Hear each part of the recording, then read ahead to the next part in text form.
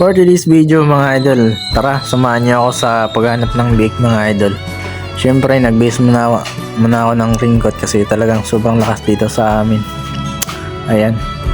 So dyan pa lang mga idol talagang sira-sira na yung natin, yung ringkot. Syempre nakapagbiyahe na po tayo and then sobrang dulas ng daan. Ayan. So ginawa natin dito ay naghanap tayo ng mga bake, tapos yun mga idol, bawat bahay tinanong-tanong natin kung meron ba talaga silang binibenta.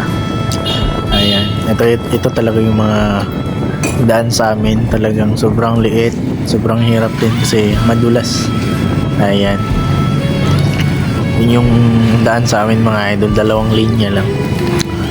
So yun, sa wakas mga idol, na malapit na talaga ako dito na makakarating. So sobrang lakas ng hangin, ulan, tapos dulas pa yung daan. Talagang maingat talaga ako dito mga idol. Yun, nakarating na tayo sa sa bilihan natin ng baboy. Yan, meron tayong nakita dito mga idol. Yun, binili natin yung isa. Tapos syempre mga idol, sobrang nahirapan talaga ako mga idol sa sitwasyon nitong tangkal na to eh. Sobrang liit kasi eh. Kaya lalo na hindi tayo marunong maghuli. Tingnan nyo mga idol, talagang nahirapan talaga ako dito. Talagang nabigat yung baboy kasi.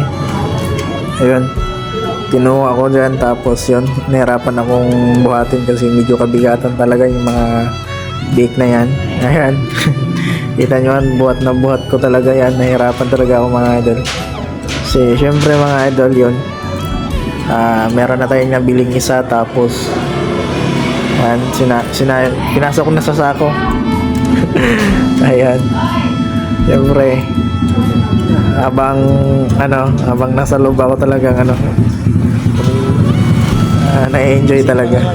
Tapos yan idol, binigay ko na yung pera, tapos yun, bayad na tayo. Thank you.